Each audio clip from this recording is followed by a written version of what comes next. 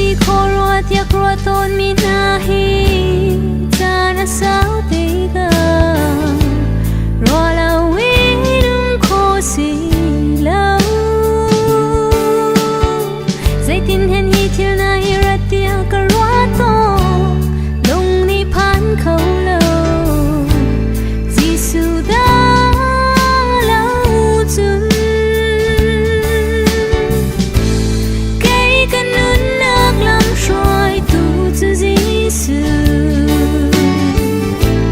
Giêsu long long si Giêsu xin long long in nom na kinh mu khô si Giêsu xin đã lâu chừng nom na gần kinh khâu lâu Giêsu xin long long in nom na kinh mu khô si hồi đốt ruột về phần để tân min nắng ẩn cầu la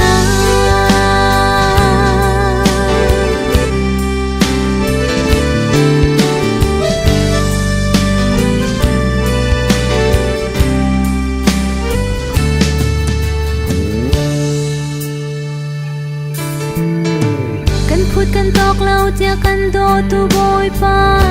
na viếng ngân zia hi rồi là